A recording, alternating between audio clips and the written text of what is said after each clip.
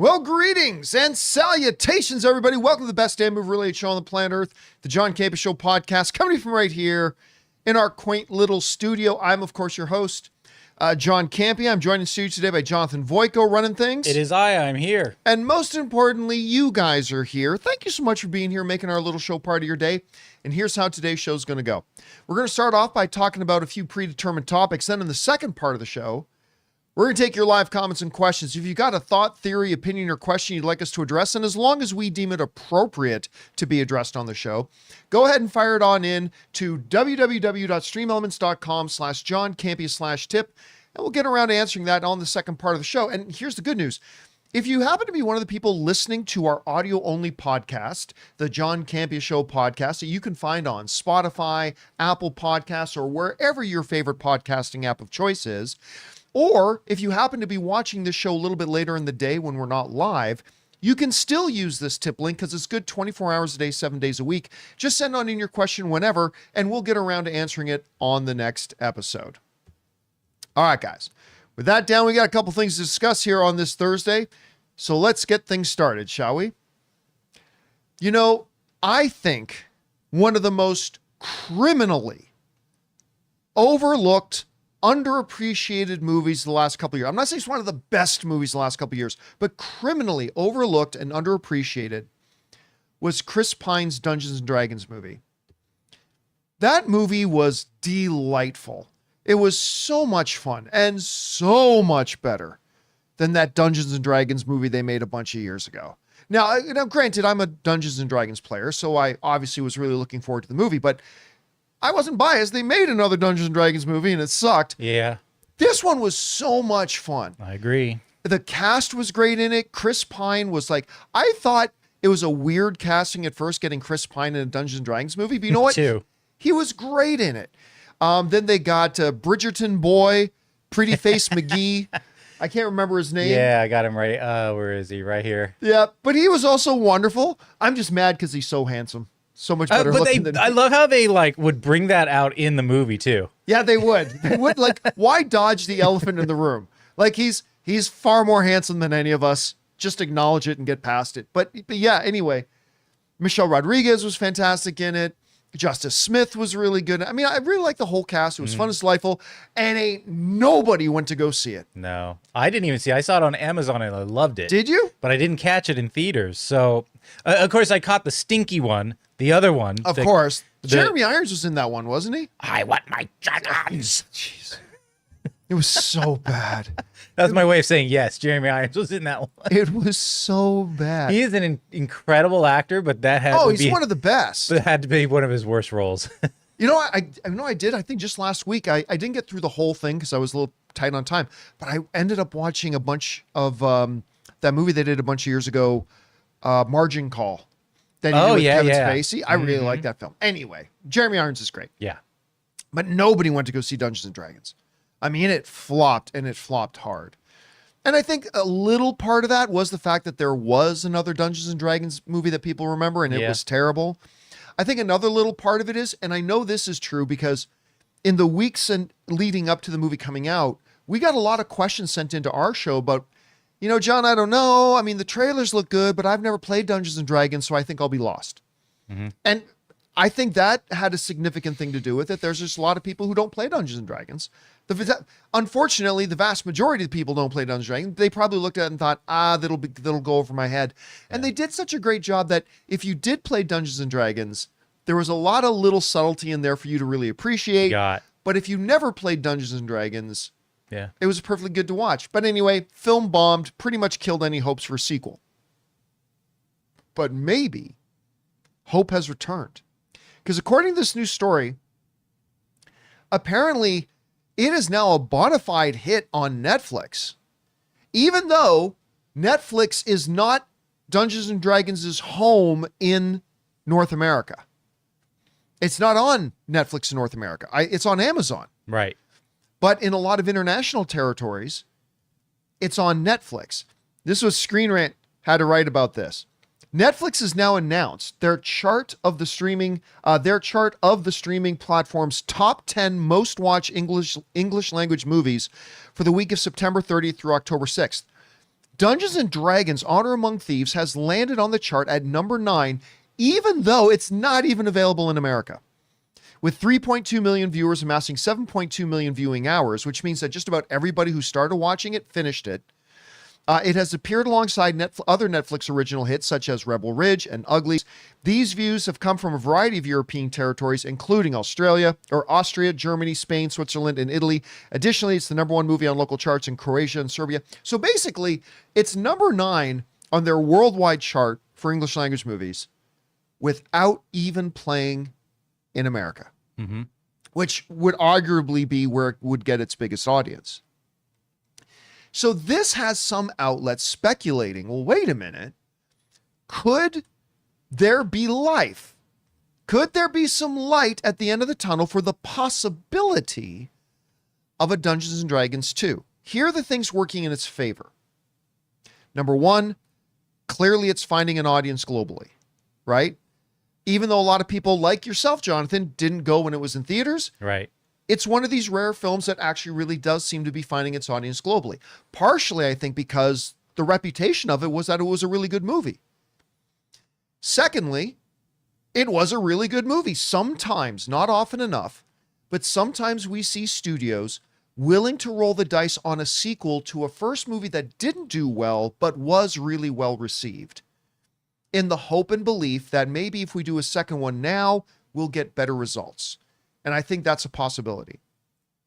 So do I think there is a chance that we could get a sequel to Dungeons & Dragons? Yes. Do I think we will get a sequel to Dungeons & Dragons? No, I don't. Yeah, I don't. Yeah, I don't know if the international audience is a big enough market to convince studios to. Well, I mean, it was big enough that Without America put it at number 9 on the chart, right? And which makes me wonder if Dungeons & Dragons was on Netflix. How high on that chart? If it was on Netflix here, how high on the chart would it then be? Right. I don't have the answer to that.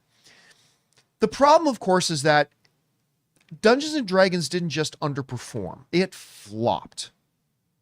Now, I don't have the number in front of me. Let me see if I can pull it up here. Dungeons and Dragons box office. Okay, so here's what it did. According to Box Office Mojo, Dungeons & Dragons Honor Among Thieves made $205 million worldwide, which, you know what, is better than I remember. I thought I remember it making like around 145 or something like that, but made 205. I mean, that's more than its production budget back. Doesn't make up for its marketing budget and the theatrical cuts. It still lost monies. But right. So anyway, bottom line is, I think there's a chance. But if I had to bet money, I don't think we will get one. But here's hoping. Guys, question is for you. What do you think about this? Apparently, people are starting to recognize around the world that Dungeons & Dragons movie was actually pretty darn good. Do you think maybe the door might be cracked open here for a sequel? I don't think it will, but I think there's a chance. Whatever you guys think, jump down to the comments section below and let us know your thoughts. All right, guys. With that down, let's move on to this, shall we? Velma. Yes. The Scooby-Doo spin-off, very adult animated comedy, surprised many people when it got a season 2. Because despite what a lot of people might want to try to make you believe, a lot of people watched season 1. Now you can say, well, they just hate watched it. You hate watch 1 episode. Yeah. Maybe you hate watch 2. I don't think a lot of people hate watch the whole season, but it did get a season 2, and it has now been canceled after 2 seasons. According to Joe Blow here, ruh-roh, Max canceled the adult animated series Velma after 2 seasons. Jinkies, indeed. After 2 divisive seasons, Max won't be renewing Mindy Kaling's adult animated series Velma for another season. The show starring Kaling as the voice of Velma lasted for 2 seasons before Max ripped it off its mask, revealing the cancellation notice where a mustache-twirling villain's head should be. The cancellation of Velma hits hard for fans of the series who genuinely enjoyed Kaling's unique spin on the Scooby-Doo gang and their darkly themed misadventures. All right. I first got exposed to Velma, like we knew it was coming, and I was interested in checking it out. Because listen, I'll say this for the record. I don't give a shit what anybody else says. I was interested in this idea of totally subverting it. Subvert the mystery gang. You know, make it an adult, raunchy kind of thing and do all sorts of different things with it. I'm all for that. Roll the dice, take a chance, do something different. I'm all for it. So I was interested in checking Velma out. Sure. Then I forgot about it. And I ultimately did check it out because Taylor, my old assistant, who has the most eclectic tastes in different programming, during our lunch hours, he would constantly have, he would put Velma on. Remember this? He kind of just forced our hand in watching it. Yes, he would just have it on. He would come into the main studio during our lunch and he would just put it on the big main screen and watch it. And that was my first time sitting down and watching it. I got through 2 episodes and I had to tap out. I got through half and I'm like, yeah, the jokes aren't landing with me. Where it's vulgar, it feels like it's just being forced vulgar. Like there's a difference. It didn't feel organic. So, oh yeah, because you know me, I love the filthy. But it just bring on the filthy. It just felt so on the nose. It was like, okay. Here's the problem: it suffered from the same thing that She-Hulk did. It wasn't funny. Yeah. Like you want to make this character this and that character that. I'm all for it. Try something different. Try something new. Mix it up. Do something bold. Yeah, I'm all for it. That's fine. I know there were a lot of people who didn't like it because I don't like that she's a lesbian. Oh, go jerk off in the corner. I don't care about any of that stuff. Roll the dice. But it wasn't funny.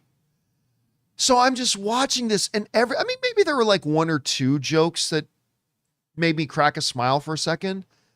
You know what? Yeah, I do. I remember 1 or 2 jokes that I laughed at. I'll give it that. But for the most part, and I remember saying this about She-Hulk, there is nothing as uncomfortable watching a movie other than maybe a hot sex scene coming up when you took your mom to go see the movie. Oh that's awkward too. But there's very little as awkward when you're watching a movie or TV show than when that movie or TV show is trying really hard to be funny and it just isn't.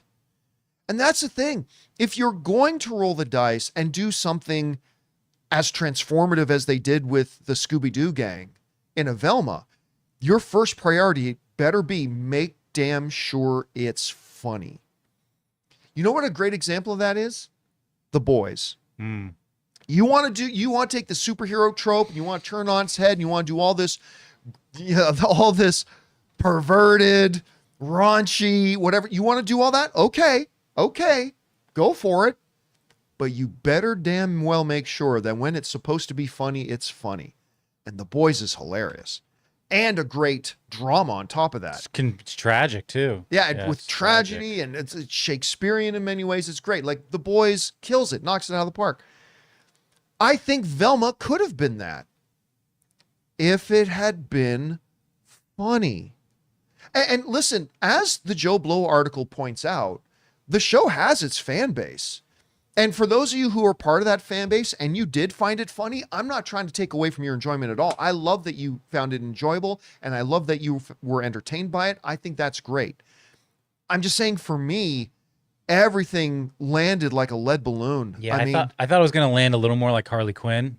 That's a better comparison. That's an even better comparison. That's exactly it. Harley Quinn is Velma, but Done that right. It works. Yeah. Then it works. Like, think about Harley Quinn and all the things they totally subvert in that, right? Mm-hmm. They change everything. It's totally a spoof mockery of all that kind of stuff, but they make the characters totally endearing and it's funny as hell. Harley Quinn is what Velma could have been, but it just wasn't funny. And so it became painful to watch. And so I tried to I don't even think I finished the 2nd episode and I had to tap out. And I was super happy that it got a 2nd episode because it did have its fans and I'm glad they got a 2nd season, but I'm not surprised, Jonathan, to hear that it finally got, the plug pulled after 2 seasons. Guys, question is for you. What do you think about this? Velma, and I'm sure there's probably a couple of you guys watching that did watch the show and probably enjoyed it, but Velma's been canceled after 2 seasons. I think it's pretty impressive that it got a 2nd season. However you guys feel about it, jump down to the comments section below and let us know your thoughts. All right, guys, listen, we got a couple of other things we need to talk about here today, including Bill Lawrence, the creator of such shows as, Shrinking, which is one of my favorite right now, Bad Monkey, Ted Lasso. He also did Scrubs, and he's saying they are now this close to getting the reboot done. Also, Agatha All Along had its 5th episode last night, and maybe just finally did the official reveal, the stupid reveal of Teen. We're going to talk about that and a few things more, but before we do, we're going to take a quick second here and thank a couple of sponsors of today's episode of the John Campea Show podcast, our friends at Tile Trackers and Miracle Made. Guys, we want to take a second to thank a sponsor of today's video, Life 360 Tile Trackers. So when I go out, I often bring my little backpack satchel. It's small and just big enough to hold my iPad, a backup battery, my wallet, and a few other things. Anyway, last year at a poker tournament, I thought I lost it. I freaked out for over an hour until I finally realized I had left it in the car. I wish that I had Life 360 Tile Trackers back then. And that's why you need Life 360's Tile Trackers. It's perfect for keeping track of all the important stuff that always seems to go missing. Keys, wallets, backpacks, you name it. If something's nearby, just ring your tile through the app, and if it's far away, you can track it on the map. Super simple. I've even got an electric bike that I keep in my backyard that would be pretty expensive to replace, so I slapped a tile tracker on that too. Instant peace of mind. And here's another thing I love. Unlike some other trackers, Tile won't alert thieves with notifications. It's great for families because it's not just about tracking stuff, it's about that peace of mind. So if you're ready to family-proof your family, head to tile.com and use the code CAMPEA to get 15% off your Tile trackers today. That's tile.com, code CAMPEA. Guys, we want to take a second to thank a sponsor of today's episode, Miracle Made. Guys, it's hot outside and your nighttime bedroom temperature has a huge impact on your sleep quality. So if you wake up too hot or too cold, I highly recommend you check out Miracle Made's bed sheets. Miracle Made sheets are inspired by NASA and use silver-infused fabrics that are temperature regulating so you can sleep at the perfect temperature all night long. There are just so many things that make these sheets so fantastic. We already mentioned the self-cooling properties for better quality sleep, but they're also self-cleaning. These sheets are infused with silver that prevent up to 99.7% of bacterial growth, leaving them to stay cleaner and fresh 3 times longer than other sheets. No more gross odors. So go to trymiracle.com/Campea. That's TRYMIRACLE.com/Campea to try Miracle Made sheets today. And whether you're buying them for yourself or as a gift for a loved one, if you order today, you can save over 40%. And if you use our promo code Campea at checkout, you'll get 3 free towels and save an extra 20%. Miracle is so confident in their product, it's backed with a 30-day money-back guarantee. So if you aren't 100% satisfied, you'll get a full refund. So upgrade your sleep with Miracle Made. Go to trymiracle.com/Campea and use the code Campea to claim your free 3-piece towel set and save over 40% off. Again, that's trymiracle.com/Campea to treat yourself. Thank you, Miracle Made, for sponsoring this episode. And thank you to our friends at Tile Trackers and Miracle Made for sponsoring today's episode of the John Campea Show podcast. All right, guys, that down. Let's move on to this, shall we? So one of the most successful and powerful guys in television is Bill Lawrence. That Bad Monkey show that we were just talking about yesterday is become a huge hit. Of course, Ted Lasso became a global phenomenon, and it looks like we are indeed going to be getting a season 4. He's got a new show he's doing with Steve Carell. And then also he did Scrubs, which was a massively popular show for many years and everybody remembers fondly. Well, they've been talking for years about trying to get a Scrubs reboot or reunion or relaunch of Scrubs, if you will, but there's always been a big problem. Bill Lawrence is now under contract at one studio, but another studio owns the rights to Scrubs. Well, according to this article in Deadline, in an interview with Bill Lawrence, he's saying now they're getting close to coming up with an agreement to allow this to happen. Says this. I lost it right. There it is.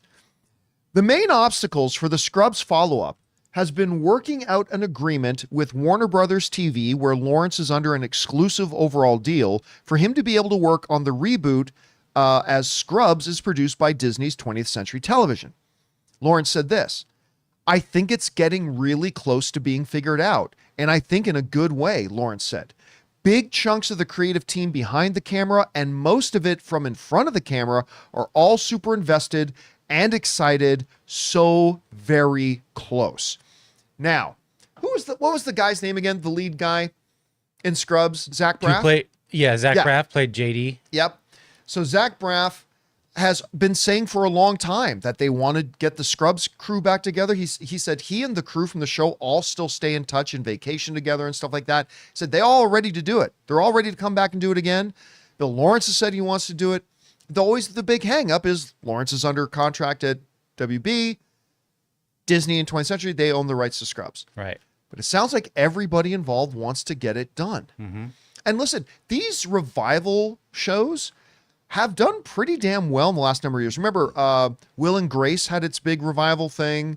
Frasier has ended up being a very successful revival thing. I mean, there's been a couple of misses too, but it seems that, and look, maybe I'm wrong about this, but I think Scrubs is one of those ones. I don't think it would be as popular as it was back in its heyday, but I think it could be a big win. I think so. Ironically, Laura and I have been binging Scrubs on Peacock. We're on season 5. Nice. Yeah. Because we both, before we even knew each other, we both followed the show when it first had aired. You know what I mean? You've seen the original series. I've seen it all through. Let me ask you this. Did you watch season 9? Yes, and I never will again. Okay, so when I recommend people, I always say it's 1 through 8. Forget 9. Yeah, because 8 was supposed to be it. He had his final walk through the hallway.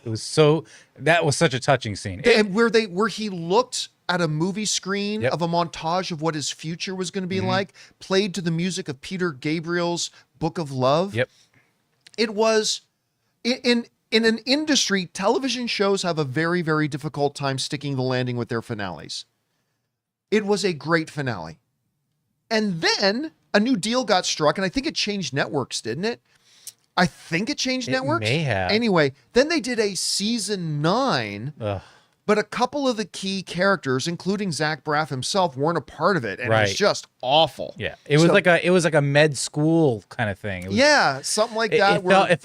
It felt like Saved by the Bell, the new class is what it felt like. Yes. Worse, though. Not that Saved by the Bell was as good as Scrubs, but I'm just saying. Worse, though.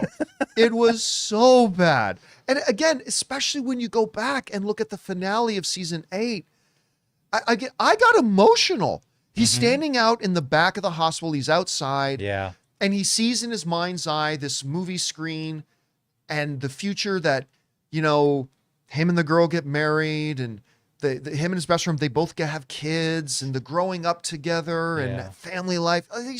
It was so beautiful. Preceding that too, didn't he see like all of his patients too? Like a lot of the patients that had been through the years? Oh, I can't remember. I feel like that was part of it too. It's possible. It was a big send off. Like talk about a season finale done right or series finale done right. Yeah, especially when you're coming off things like the Seinfeld finale and all that kind of stuff, and even like the Cheers finale wasn't very good. But no. But it was so well done, and if they can bring it back, I really do hope they just ignore that season 9 ever existed. I hope they just pretend like it didn't, but who knows? We'll see. Guys, question is for you. What do you think about this? Bill Lawrence is saying it looks like it's going to happen. Because all the people behind the scenes on it want it to happen. The cast is all down for it, and it looks like WB and Disney might be getting close to making an agreement to how to make this thing work. Would you be interested in a Scrubs revival? I certainly will be. Whatever you guys think, jump down to the comment section below and let us know your thoughts. All right. With that down, guys, let's talk about this. So episode 5? Yeah, 5 of WandaVision came out yesterday. I have been very pleasantly surprised by how much I've enjoyed this show. I mean, again, Marvel's stuff on Disney Plus has been very hit and miss. Some of it just straight up awful. Some of it pretty good.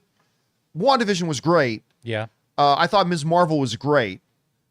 But they've also had a lot of things that were just completely terrible. So, I mean, I had belief in this show because you had the person in charge of the WandaVision show is show running Agatha all along. So that gave me some hope. But it's been better than I thought it would be. Been a really pleasant surprise. I'm enjoying the show. Let me get the smaller thing out of the way first. One of the things that bothered me about last night's episode, it was the shortest one yet. And on yesterday's show, we were talking about the run times of the episodes of Wanda. And I said, you know what? They haven't been long, but every episode, even, ones that have been a little under 40 minutes, have still felt like complete beginning, middle, end, fleshed out episodes. Mm-hmm. They've felt satisfying. I got a little concerned when I loaded up Agatha All Along episode 5, and I first saw 32 minutes. And that includes intro and like 4 minutes of end credits. Right. So sitcom, almost sitcom. Yeah. So I looked at that and I'm like, and like in the Scooby-Doo story, ruh-roh, uh-oh. And I will say this, while I think the episode was good, it felt the most like another Disney Plus show. This one felt rushed. It felt like, okay, we're doing this. Okay, now we're doing this. Okay, now this happens. End credit rolls. Yeah. And it was a good episode. This was the first time out of the 5 episodes that I really felt the limited real estate of time in it. Like they just really shot through it. And whereas all the other episodes had really good cadence and really good pace, I felt like this one was a little bit spinning out of control. Still a good episode. Still liked it. I just hope future episodes don't. I hope the future episodes are more like episodes 1 through 4 and less like 5 when it comes to runtime and pacing and all that kind of stuff. That's just me. But let's get to the main thing here. Apparently, this episode at the end, and a warning, I mean, this thing came out at dinner time yesterday. If you didn't watch it, you're probably not watching Agatha, but I am going to give away something that happens at the end of episode 5. So if you don't want to know what happens at the end of episode 5, hop on your broomstick and fly away. Nice. And come back in a bit. Well done, pun. So at the end, Wanda looks at Teen and says, "You're just like your mother." Hinting that Agatha knows who Teen is. And then Teen breaks out a bunch of power. And then this shot, which you might have, I don't know if you've got a picture of it, Jonathan. If you don't, just bring up the main thumbnail. Well, I got that. Oh, there it is. The shot where he's now wearing a headband that is not identical to, but not unlike Wanda's headband. Pretty dang similar. Pretty, one might say, ominously similar. Yeah.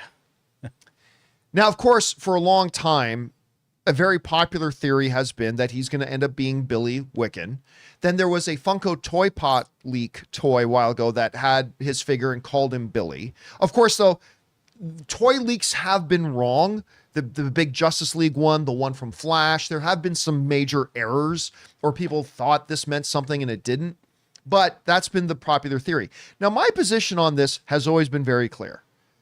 Is it possible he's Billy? Sure. It's a comic book show.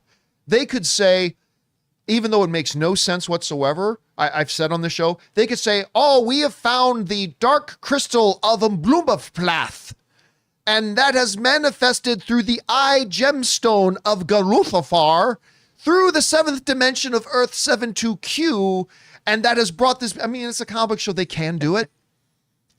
I just haven't thought that they would. Yeah. Because it makes no sense. Wanda did not have kids in the main reality. She had imagination. She had imaginary kids, but she didn't have real kids. She did not have children in this reality. And yes, you could say, well, there's a multiverse. Well, sure. But in some multiverse, Wiccan could have, or this teen could have been Gamora's kid. Teen could have been Thanos's kid. I mean, in some multiverse somewhere, maybe Thanos came to Earth and had a child with an Earth woman, and it turned out to be that, right? It makes as much sense. On some world in the multiverse, there's a penis cowboy sheriff who goes around and fights crime by bending over and shooting out his sperm 6-shooter with the white ooey gooey justice.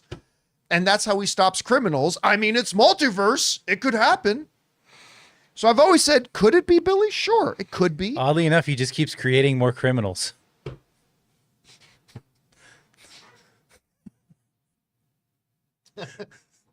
The white goo of justice didn't set them straight in their ways.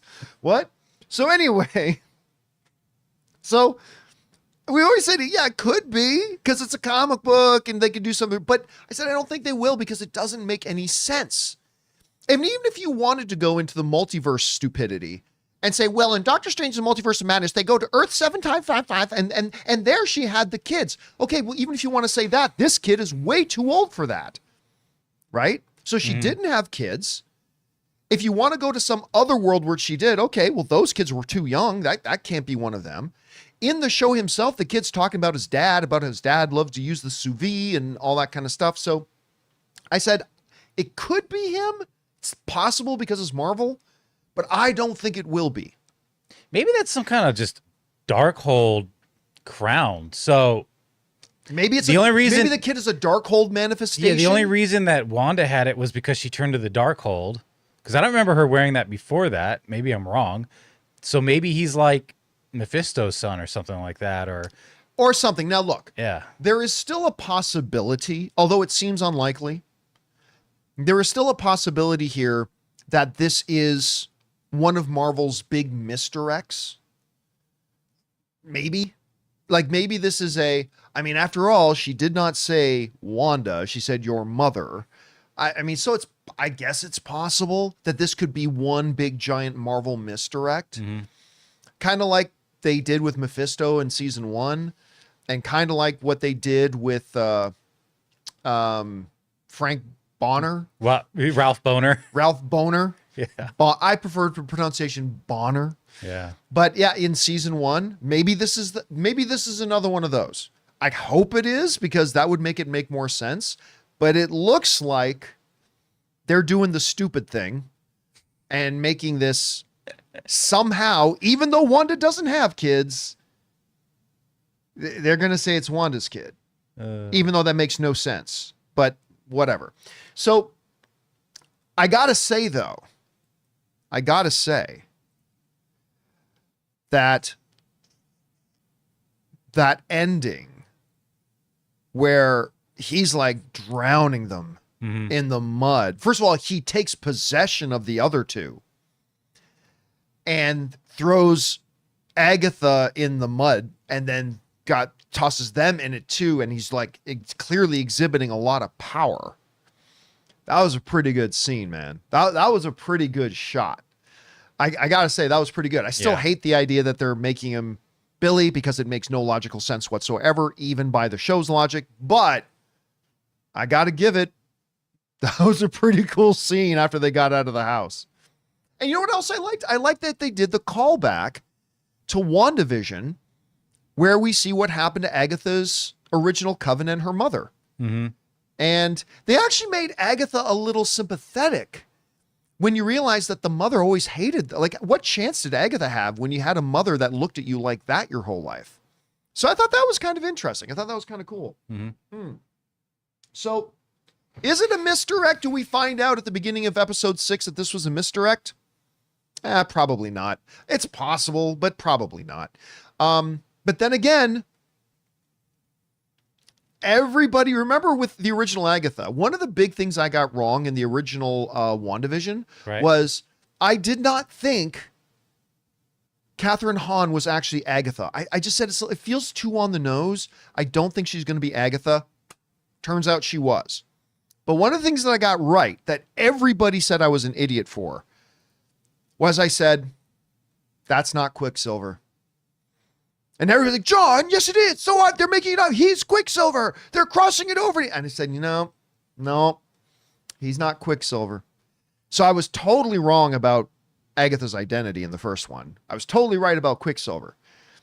I might be wrong about Billy's identity. Maybe we'll get lucky and he's not. But either way, as long as they tell a good story and make it entertaining, whatever you want to do, you could say he's, I don't know, the love child of Ant-Man and Black Widow. Why not? On some Earth out there in the multiverse, Ant-Man and Black Widow got together, rubbed uglies, and popped out this thing. whatever type of galactic entity this Billy is. We'll see. I know. Anyway, guys, question is for you. What do you think about this? I mean, listen, there was a lot of you guys that thought right from the beginning that this was going to be Wanda's kid. Do you feel like that's exactly what they just showed us? It certainly looks like it. Or do you think they're going to pull like a Frank Boner misdirect on us with the kid in the next one? I don't think it's likely, but I'm going to hope that they do.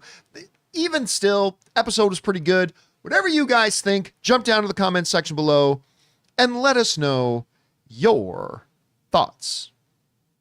All right, guys. With that down, we're going to get on to the most important part of our show here, which is, of course, taking your live comments and questions. But before we do, we're going to take a quick moment here and thank another sponsor of today's episode of the John Campea Show podcast, our friends at Acorns. Guys, we want to take a second to thank a sponsor of today's video, Acorns. Hey guys, John here. I want to talk about something that I've been using that really simplifies saving and investing.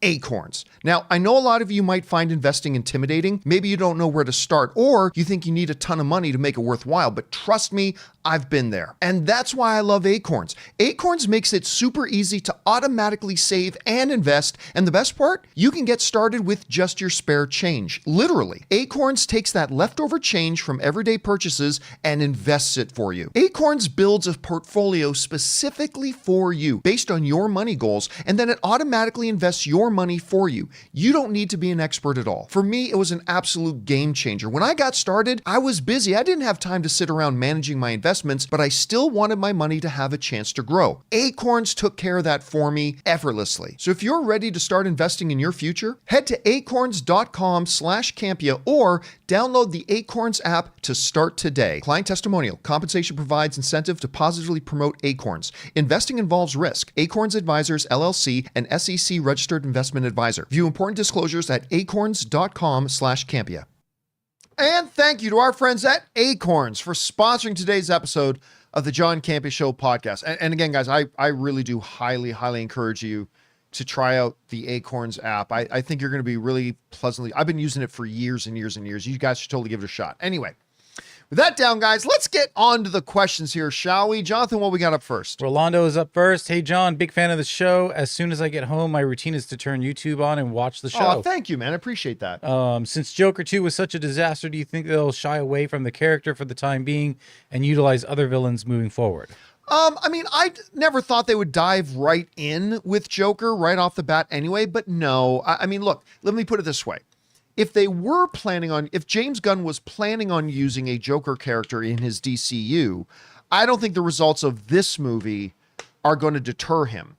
Just like we talked about this yesterday too. I said a few months ago that even if this Joker was a $1 billion film, I don't think it would help the DCU at all because audiences aren't dumb. We understand they're two different things.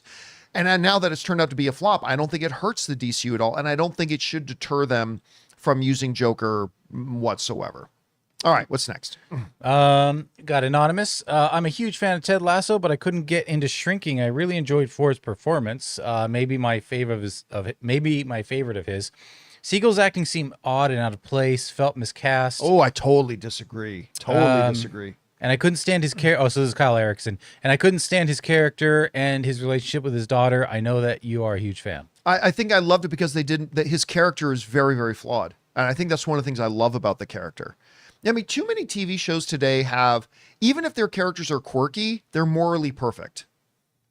And I think one of the things that I appreciate about, I think that Chris and I have talked about this is why both of us love this show so much, is he is a deeply well-meaning, but very flawed individual, right? He wants to be the best dad he can be. He wants to be the best doctor he can be. He wants to be all that, but he's also got vices and he makes bad decisions and that's one of the things that I love about his character. And one of the reasons why I love the show so much. The other thing is just the dynamic between him and Harrison Ford. The dynamic between the two of them, I think, is brilliant. And that's why personally, I mean, hey, all TV shows and movies are art and all art is subjective and it's hitting you in a different way than it hits me. And there's nothing wrong with that. But for me, it's absolutely one of the best shows on TV. Anyway, I'm glad you gave it a shot though, even if it didn't work for you. All right, what's next? Dr. Stinky says, to clarify the Terrifier post I wrote in the other day, I'm saying you're sick of, we keep going back and forth between two different people about this. I'm not saying that you're sick if you like horror movies that tend to have violence. It's more that less that how violent the Terrifier films are. I think they're just kind of sick. Did you see Wild Robot? Yeah, I mean, they're definitely body horror things. Hostel can also be kind of sick, but again, Yeah. they're movies, Right. And movies are experiential events. And I think when you're confined to that, I mean, no one is saying in the movies like, hey, people should be like this. It wasn't a social commentary saying this is what we should do. I mean, if you watch the whole concept, I think one of the sickest movie franchises, like pure sick when it comes to concept, is The Purge. Mm-hmm. Like the Purge franchise, and most of the Purge movies are terrible, but there's one or two that I actually really like. But anyway, I mean, that's a totally sick concept. But the point of the movie is not, hey guys, this is what the real world should be. No, it's just saying we're going to take you out of reality for a second and we're going to do this bombastic thing on screen. And it's meant to give you an experience. So I don't like the Terrifier movies. I've only watched the one and wasn't for me. I don't think it's entertaining at all. But to people who do and like it, I mean, it's just because you don't have to be sick to like it. It's just that it's escapism, it's art, it's entertainment, and it's just meant to give you an experience. It's not meant to be real world or anything like that, or make commentary about how you feel about a thing in a real world. All right, what's next? Twilight Boy. I know this isn't happening in a million years, but man, imagine if that upcoming Nolan movie with Damon is born. I know The Last left a terrible taste and nobody wants another, but I'd go absolutely insane. Yeah, the last one was bad. But he does his own content. He's not going to make a established franchise. Well, if you wanted to be Tin Hattish about it, I mean, I know he wants to do Bond, but Greengrass was just interviewed, and they straight up asked him, will you do another Bourne movie? And I believe Greengrass said, I think you need somebody younger to make it. Right? Not talking about Matt Damon, talking about himself. Yeah. So he won't be doing another Bourne movie. And maybe Christopher Nolan, because you're saying Christopher Nolan wants to do a Bond, but I don't think they're going to give him complete control. And maybe his next best thing is doing a Bourne movie. Now, look, to your point, Jonathan, you're absolutely right. He's not going to do somebody else's IP. He ain't going to do that. It would be, listen, would I be down for it? Absolutely, I would. But do I think there's any real chance of that happening? No. All right, what's next? David says, a pet peeve of mine is when people say they make nothing original anymore. I feel like the people who say this are either not looking hard enough or like to complain because there's a plethora of new original content coming out constantly. I can't even keep up with the amount of original films that come out. No, again, if you want a quick identifier for somebody who knows nothing about movies, look for people who say, they know the movie business doesn't make anything original anymore. That's an instant identifier that they actually don't know anything about It's movies. just superhero movies, really? Like one a quarter? Only the people who say that are the people who only watch comic book movies or big, huge IP, because we've gone through this. Remember we did that exercise where we actually did the numbers and we broke down the statistics? Guys, there is more original film put out today than in any other time in Hollywood history. It's also true that there's more franchises than any other time. There's more sequels than any other time. There's more movies being made than any other time in history. But one of the extensions of that is there is more original film made today than any other time in history. It's just that you don't go see it. That's it. You just don't go see it, or you don't pay attention to it. Now, granted, even like on a show like ours, we're a little bit guilty of creating that impression as well, because the things that we talk most about, us as film fans and us specifically here on the show, are the things that we're all aware of, right? So we're aware of that IP. So we talk about the upcoming thing of it. Oh, there's this movie we all liked and they just announced a sequel. So we talk about it. That's going to get our attention more than, say, a little original film that none of us have any background of it with. And hopefully when it comes out, it pops and we become familiar with it. But yeah, make no mistake. There is tons of original films being made today. Tons of them. All right. What's next? Anonymous says, saw John Williams in LA, just saw Hans Zimmer in Oakland yesterday, now just bought tickets for Danny Elfman in Mountain View. Life is good. What was the movie Zimmer referred to in the show when he said no one saw it, but still played the music for it? I don't know. Oh, he said it was, did he say it was called Phoenix? Was it Dark Phoenix? I don't know. Hans Zimmer didn't do the music for X-Men Dark Phoenix, I don't think so, but I'm gonna look him up on IMDb. But I think I remember him mentioning Phoenix. So for those of you who don't know, in the Hans Zimmer show that Ann and I went to in LA, and he's touring around right now. At one point he says, there's a movie that we poured so much of our passion and love into making all the music for it, and none of you went to go see it. And then they played the music, but he didn't say what the movie was. I thought he might have said Phoenix. He's got like his thumbprint on so many things. Oh, Curtis Lopez is saying, yes, he did do the movie for Dark Phoenix. He did do Dark Phoenix. So maybe that's what he was talking about. Maybe he was talking about, maybe that was it specifically. And he's right. Nobody went to go see it. All right. See, I didn't know. All right. What's next? Okay. We got Zachary who tips $20. Oh, thank you, Zachary. Appreciate that, man. Thanks for being so generous. Says, hi, John. I'm from Australia. I just wanted to say how big of a fan I am of yours. I'm just wondering if you're going to see Superman, the Christopher Reeve story. I've already seen it. It's remarkable. Maybe one of the best documentaries I've seen in years. You know, unfortunately, they put it out in limited, and they didn't play it near me. But I believe, if I'm not mistaken, and correct me in the live chat if I'm wrong about this, guys, I believe I heard that they've made the decision they're going to roll it out on a wider release now. And if so, yeah, Uni Shin in the live chat is saying they're doing a wider, it is coming back. They're doing a wider release. It's coming out wider this weekend. Yeah, I'm definitely now. And it's great because Anne's coming back. My wife has been in Paris for the last number of days.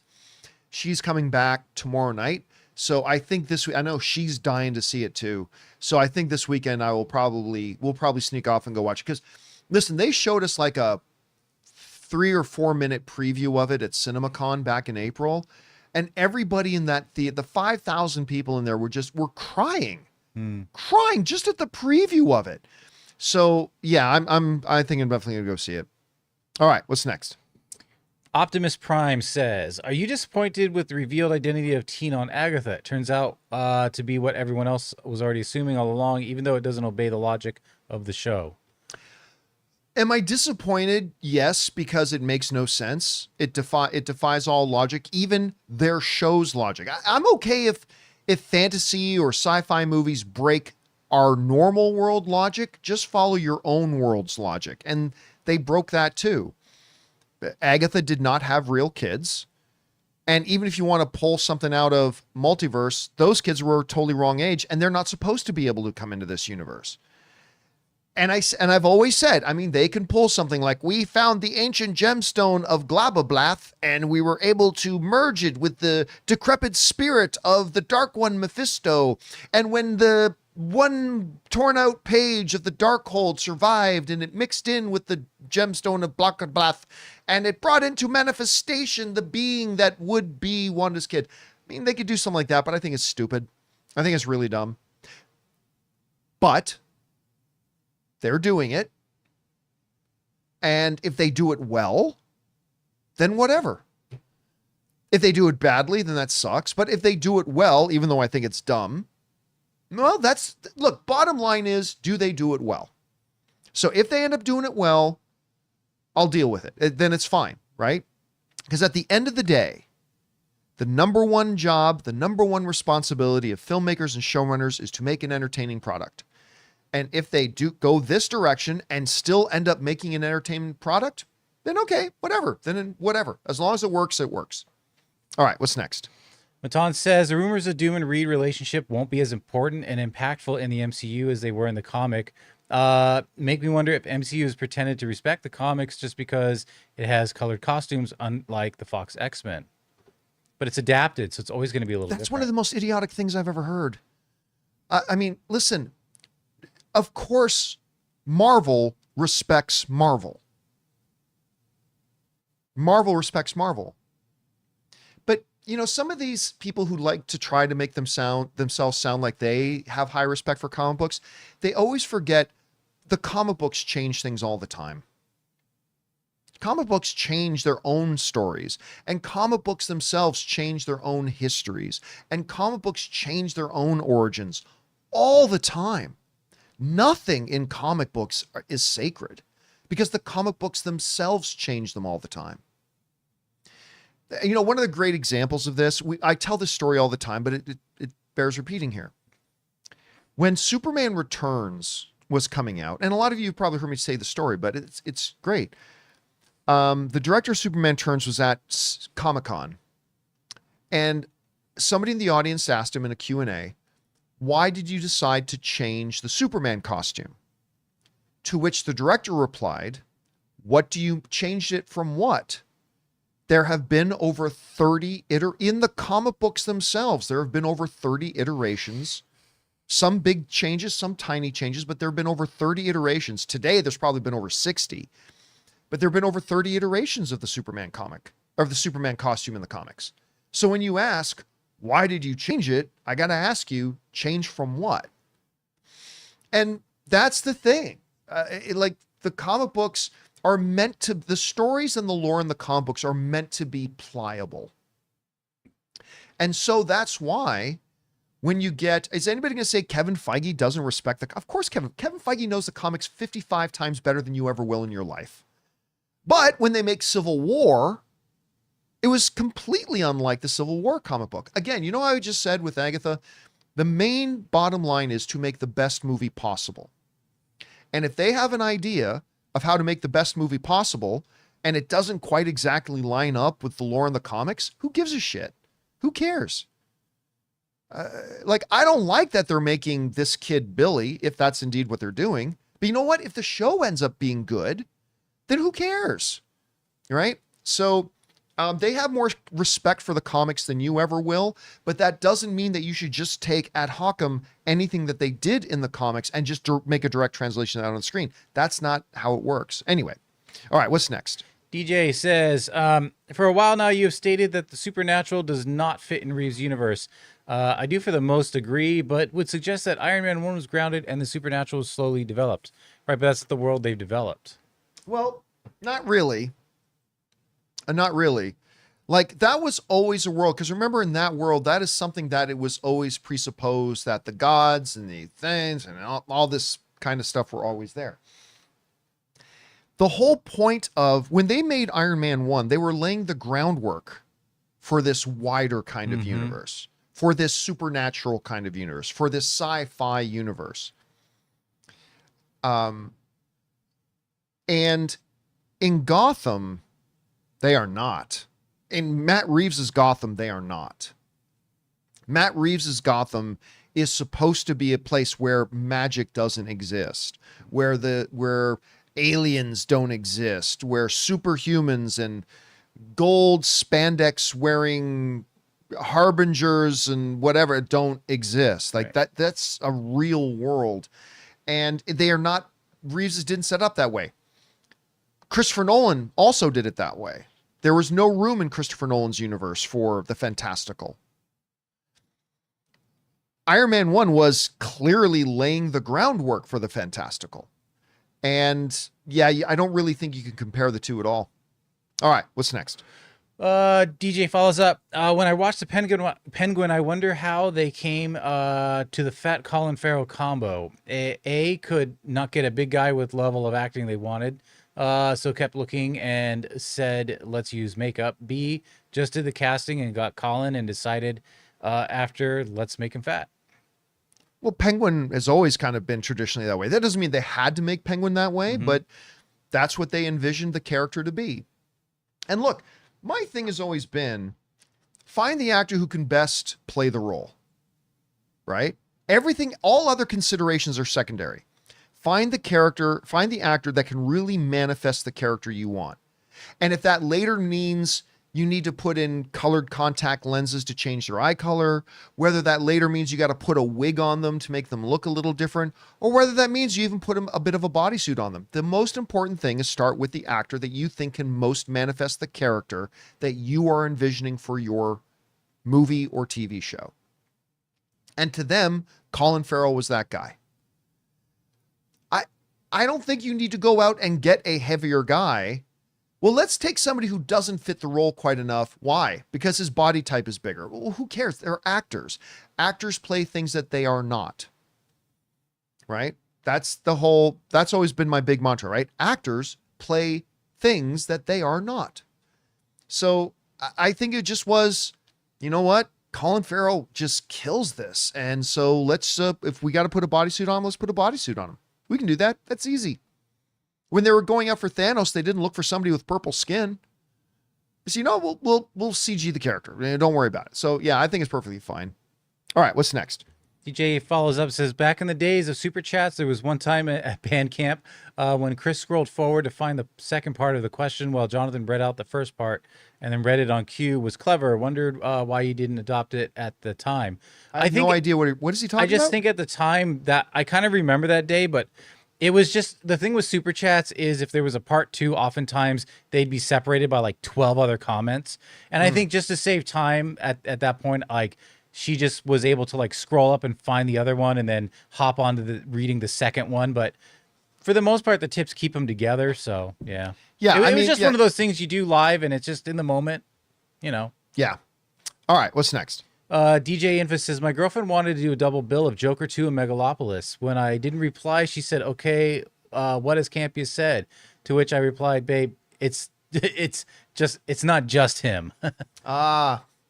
Yeah. I mean, listen, look, just because I think Joker 2 is a bag of garbage doesn't mean you will. Yeah. Right? That's the thing about being informed consumers, right? Being informed consumers means that you take in different points of view and then you make a decision about whether or not that sounds like it's going to work for you or not. And one of the things I always say is particularly about movie reviews is that never just listen to one. Like, get a collection of them that you normally trust and respect. And quite often they'll be different from each other, but get a couple of critics that you like to listen to and take what they say. And then don't let that make your decision, but let that be a part of your decision-making process. Listen, I've always said this. Going to a movie is an investment of time and money. Now, if you're like me and you like to go to the movie theater and you like to get your popcorn and soda and ticket, I mean, that's like a $30, $40 night. And you go to the movies as much as a lot of us do, that's a lot of money you spend every year. But it's also an investment of your time. Time is something you don't get back. And so if you don't want to be an idiot and you want to be an informed consumer, you should check out movie reviews. And don't let the movie reviews make your decision for you, but let them be a part of your decision-making process. Because you don't get your time back. That's gone. That is an unrenewable resource. And so you should be careful and make it. So like when I'm buying like a new tablet, right? Let's say I buy an iPad, right? I'm going to go out and see what are the tech guys saying about it. Some will like it, some won't. So I'll take everything that they say about it, weigh that against the things that are important to me and the things that I'm looking for, and then I will then make a more informed decision about whether to invest my money into it and use it. And I think the same should be true. I love it, Jonathan, when I hear these people who think they sound smart.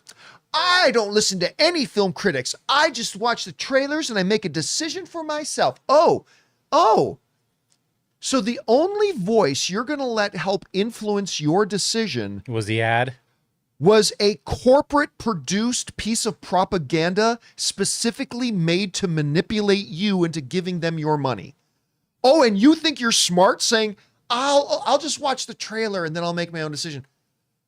Your only influence as to whether or not you go to see that movie is based on a corporately produced piece of propaganda designed to manipulate you and get you to give them your money. Really? And that's the voice you're only going to listen to? That's not being a smart or informed consumer. Again, Don't let critics decide for you if you're going to see a movie. Right. Just let it be another piece of information and part of your decision-making process. Because again, you're investing time and money. Be a good consumer. All right, what's next? Oz versus Agatha, who wins? I would have been shocked if Teen wasn't Wiccan. I hope they explain it well, though. Do you think we'll see the Young Avengers in Secret Wars, even if they don't get a project? I feel like they've been setting it up with all these young heroes. You might see a couple. I mean, maybe. I think you will see people that you associate with Young Avengers. Yeah. Like Ms. Marvel. Well, I think will Ms. be Marvel- in it. But I think they're going to have a team, and we dub you. Kind of like, just imagine They're the B Lord team. Elrond saying, "You shall be the Fellowship of the Ring." Like, there's not going to be in a moment's like, henceforth, you shall be the Young Avengers. No, I don't think that's going to happen. But I do think we're going to see a number of those characters there. Like, I think we're going to see Kate Bishop. I think we're going to see Ms. Marvel. I think we're probably going to see the kid from Falcon and Winter Soldier who I'm freezing on. Anyway, I think we'll see a couple of those characters, but do I think we're going to see this group with matching headbands that say Young Avengers? No, I don't think we're going to see that. But you never know. You never know. All right, what's next? Heartless Kal-El says, John, I can fully recommend that you continue watching Superman and Lois. Season 3 was completely devoid of everything you I've complained tapped about. out. But John... That's right. You can finish it. I didn't realize you weren't done yet. It focused mostly on Lois, breast cancer, Elizabeth Tillich. I tapped out of the show. That show's done for me. It's done. I liked a bunch of it. I liked a number of things of it, but I've got other things that I'm spending my time on watching now, and I've tapped out of it. Again, I'm not saying other people shouldn't watch it or shouldn't enjoy it. Not at all. I'm just saying it had its run with me. I'm done now, and I've moved on to other things. All right. What's next? Zelda Master says, similar blue headband to the kid in WandaVision, similar blue magic, similar crown to Wanda's MOM theme, I guess Multiverse of Madness theme playing during You're Just Like Your Mother. Billie Eilish song for credits after reveal. Guys, I'm not sure if Teen is Wiccan. Again, it's like, even I have to say at this point, yep, that's probably what it is. I'm just saying, remember, everybody on the planet went, it's Quicksilver. Right. In WandaVision, right? Everybody was 100% sure that was Quicksilver. This. Look, it's obviously Quicksilver. And was it Quicksilver? No, it wasn't.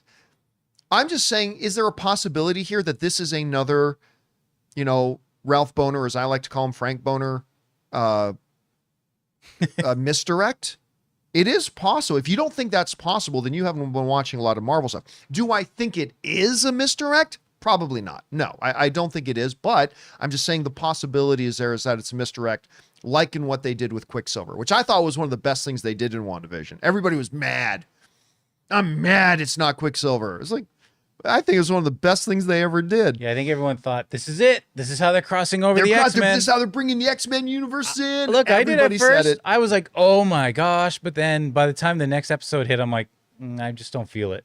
Yeah, so do I think this is a misdirect? It doesn't look like it is. I'm just saying, if next week's episode comes along and we find out it isn't Billy, which I don't think will be the case, but if we find out it isn't Billy, I won't fall out of my chair in shock because they've done this before. So we'll see. All right, what's next? Moving on to our Billy Boner. That's who it is. Moving on to our members here. It's Auntie says, John, what did y'all think of Agatha all along episode 5? I'm still in shock. Like, it was heavily speculated, but flawlessly executed nonetheless. And the final song of the episode by Billy and the Crown is amazing. I don't think the episode was the best of the season. I still like the episode. I liked it. It's in a thumbs up or thumbs down world. It's a thumbs up for me. I enjoyed it. But again, I think it, for the first time, it had some pacing issues. I didn't feel the shortness of the other episodes. I definitely felt the shortness of this. Like, honestly, I started the show and then got up about a couple of minutes into the show. I got up with the show playing, walked into the pantry, got some of that, what's that, like, more healthy popcorn it's white cheddar. Smart Pop or Smart Popcorn or something like that, yeah. Grabbed a bag of that, poured myself a Zevia, came back, sat beside my dog, watched it, and then I felt like the credits rolled. Like I felt like I blinked and was done. So I do think it could have been a much more better paced out. It could have felt fuller, all that kind of stuff, but still a good episode and a banger of an ending. It really had and that helps a lot. You know, if you have a show that starts strong, then kind of ends weak, then you walk away feeling like it might have been a little weak. But if you end strong, even though I think the episode had pacing issues and didn't feel full and all that kind of stuff, if you end strong, that makes you walk away with a very different impression. And I thought the episode ended very strong. All right, what's next? We got Callum who says, hey, crew, as someone who recently watched Scrubs for the first time, I love that they're looking to reboot it. I just hope the cast is back for it, even the janitor. I believe the idea is that it's the cast. I don't know about the janitor, but the main cast members are supposed to. The Zach Braff is definitely back. Mm-hmm. What's his best friend's name again? Donald Faison, Donald who Faison. plays Yep. Turk. Yep. Turkleton. I've told you, like, Donald Faison was the most awkward conversation I've ever had, but also the coolest. Uh-huh. I was I'm pretty sure I told this story. Anyway, I was at a Star Wars premiere, and I was at the after party, and I go into the bathroom, and I'm standing at a urinal, and then somebody else comes in and is in the urinal right beside me, and then it took me a second to realize it was Donald Faison. Oh, no. And then he looks at me and he goes, I love Jedi Council. And it was like that. So that was one of the most awkward, but also coolest moments. Yeah, Faison is a really nice person. He seems super cool. I had a chance to chat with him a little bit later on when I bumped into the party again. But I remember I came out of the bathroom and, oh my God, I just talked to, like, we had our dicks out and everything, but I had a chance to talk to Donald Faison. It was so cool. He said he liked Jedi Council. I was so excited. All right, what's next? All right. King Daddy Goat says, hey, John and crew. Well, I was wrong. I thought Wiccan was Blackheart this whole time, Mephisto's son. I guess it's time for me to eat crow. And thanks for all you guys do. I feel like it could be a misdirect, and it could be because I feel like that crown could just be a Darkhold thing. And it could be, but I don't know. Be. But I'm still leaning towards like it's her son. I mean, yeah, they've kind of made it clear now that that's the direction they're going. I didn't think they would go in that direction because it makes no sense whatsoever. So I didn't think they would do it. Always knew it was possible. And now, you know, I've got to flip the script on that because now it's possible it could be a misdirect, but it clearly looks like this is the direction they're going. Now I just hope they do it well. If they do it well, then it's all good. So we'll see. All right, what's next? Okay, we got Jonathan says, what directors would you go watch their film opening day automatically, even without seeing a trailer, because you love their work so much? For me, it was Spielberg, Nolan, Cuarón, Villeneuve. I think that's pretty much your list. Maybe also like... I would only say there's two on that list that I would go... day one, right? Yeah, it's like, day one, automatic, even if I knew nothing about it. I think there's really only three names. Christopher Nolan, and these are in no particular order. Sure. Christopher Nolan, Steven Spielberg, Denis Villeneuve. Yeah, because even Cuarón, I would have to like see a trailer, I think. I haven't loved everything he's done. I love most of the stuff he's done, but I haven't loved everything he's done. And even for Scorsese, it's like, I love his work, but it's one of those, like, I'll get to it. Yeah, exactly. Exactly. Scorsese's one of the all-time greats for sure, but I've seen a number of his movies that I haven't been exactly like super thrilled with. I mean, I would say Tarantino if it weren't for like Hateful Eight. Oh, yeah, Hateful Eight, and I did not like his half of Grindhouse. What was it called? Death Proof? Death Proof. I did not like Death Proof. The car chase is great, but I didn't like Death Proof. Half of the whole thing is like a quarter of that was good, but right? So, like, it would be those three directors and those three directors only. Even though there's a ton of other directors I super like, again, I like being an informed consumer. I want to see a trailer. I want to hear something about it. I want to see if it interests me. But if it's Steven Spielberg, Christopher Nolan, or Denis Villeneuve, you don't have to sell me on it. I'm already there. So, all right, let's take one more. What's next? All right. A different Jonathan says, hi, John and crew. 2026 is shaping up to be an incredible year for auteur fans. Jordan Peele, Denis Villeneuve, Christopher Nolan, Steven Spielberg all have movies coming out. Might be the heaviest hitting slate in years, director wise. Could be. I mean, listen, there's a lot of big movies that are the lineup for 2026 already. I mean, we haven't even gotten to 2025. When does Avatar come out in 26? The new Fire. Oh, I can't remember. I thought it was the end of 2025. It might be a little sooner than that. You yeah. might be right, though. It might be 2026. No, they're saying in the live chat 2025. Right. Yeah, I thought it was, end of 2025. So it could end up being a very, very big year. Yep. All right, guys. And that'll do it for today's installment of the John Campea Show podcast. Thank you so much for being here and making our little show part of your day. Big special thank you to all you guys who sent in questions. Number one, because you gave us great fun things to talk about. But number two, you supported our channel as you did it. And all of us involved with the show, thank you guys so very much for your support. And hey, guys, don't forget, a little bit later today, for those of you who are into sports, and I know not all of you are, but for those of you who are, at 4 p.m. Los Angeles time, that's 7 p.m. New York time, we've got our new installment. We started the show this week of Filthy Sports. Make sure you come on by and join us for that. Just go onto YouTube, search for Filthy Sports, and you'll find our new YouTube channel. And make sure you come back and join us for that later this afternoon. So, for Jonathan Voico, See you guys. thank you to you guys for being here. I'll be back again tomorrow. And until next time, my friends, bye-bye.